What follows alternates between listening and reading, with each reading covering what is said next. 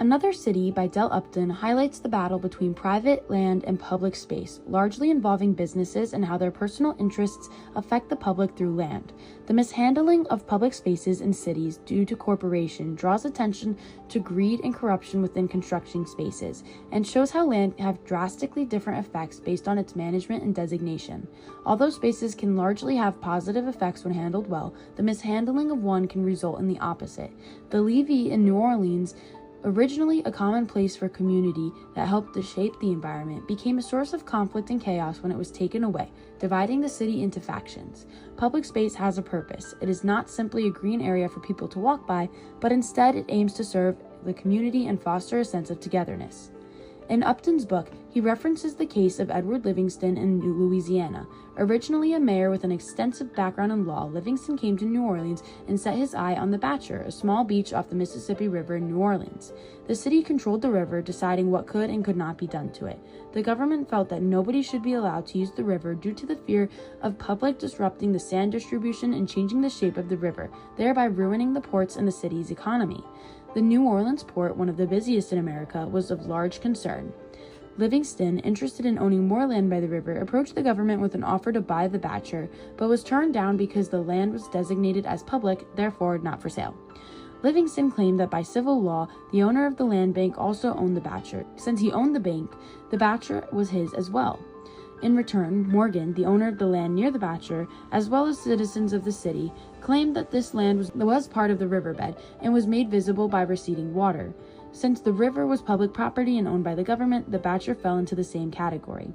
This case made its way to the Supreme Court, which ultimately sided with Morgan and the citizens, concluding that the Bachelor was public land and no one could privately own it.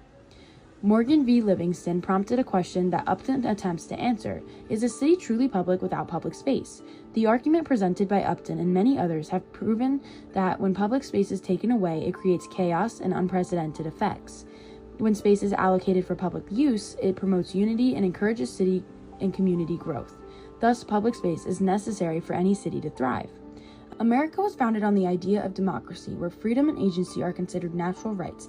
Cities are the most tangible application of this idea into the physical world. If our largest communities reside within the parameters based on separation, then a tone distant from our guiding principles and identity can be seen. America was founded on the hope of unity, and spaces built or defined within it should follow the same frame of thought. Public land is a perfect representation of this idea.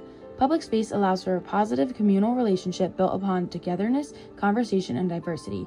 The study, Understanding the Relationship Between Urban Public Space and Social Cohesion, a systematic review, develops upon this idea using in-depth analysis and 63 credible studies to provide quantifiable data.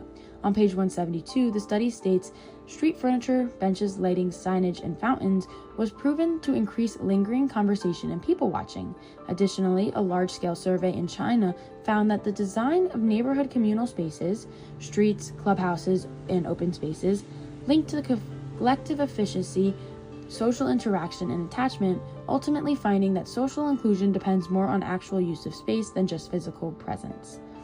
In Del Upton's analysis of Livingston's debate, two theorists were introduced that prompted more questions regarding the use of public and private land. Thomas Beck, the first of the two, believed that the same Bachelor Livingston wanted to buy was adjoining his own private land, and therefore those parts of the Bachelor belonged to him. He believed in individual property and that those who owned their own land should gain that proper access to it. Beck planned to develop privately owned area with private funding that would serve to the general citizens of Pennsylvania, functioning in a way similar to Manhattan or department stores.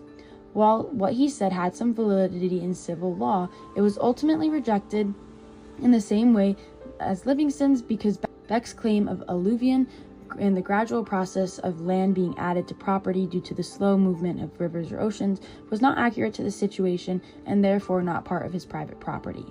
The second of these theorists, Jean-Baptiste Girard, argues that against Beck.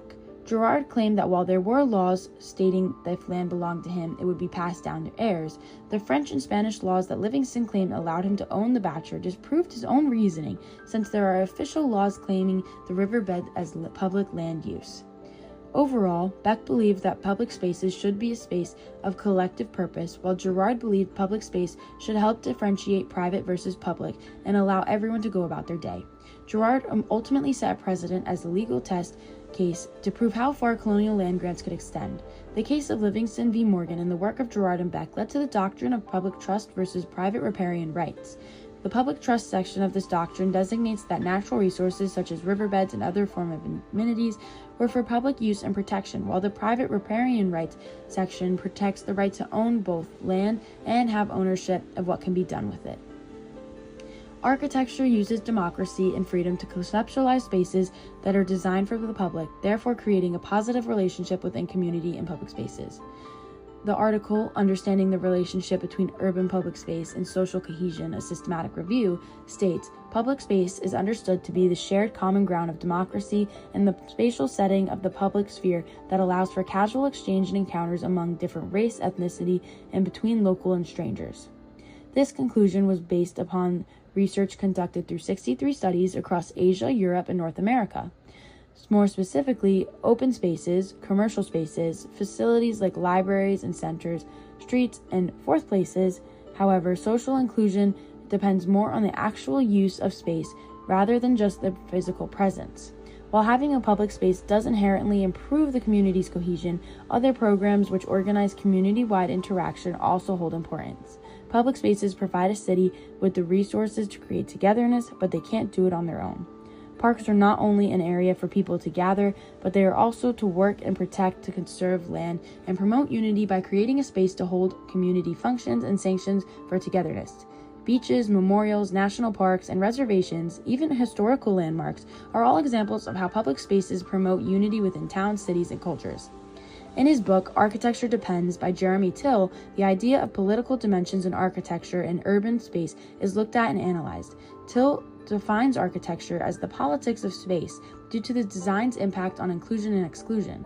Over-regulating or over-prioritizing public areas undermines community purpose and identity, supporting the need to protest accessible and shared spaces. The design of public spaces is important due to the drastic effects it can have. Removing shared spaces fractures civic life, not only by changing the landscape people use, but also by impacting wildlife, economies, and more. Del Upton's explanation of Livingston's case supports this idea. It was crucial that people could not build or change the distribution of the Batcher near the water because disrupting the flow of the water meant impacting ports, thereby economies. Any change to public space creates a ripple effect with unintended consequences that shape the surrounding area, so preserving and maintaining these areas is important for the common good. Finally, the presence of public spaces within cities allows for connection between citizens, directly leading to a uniform and socialized community. According to landscape architect Dr. Mike Harris, public space is vital for social cohesion and health. Public areas foster an environment that thrives on the correlation of cultures, identities, and ideas, creating spaces that not only grow due to plants and trees, but also grow due to the community. Public spaces may simply be a singular designated area in a city, but people's experiences within them form a sense of connection and togetherness. The presence of public spaces redefines the social construct of a city, and without these spaces, cities truly would not be public.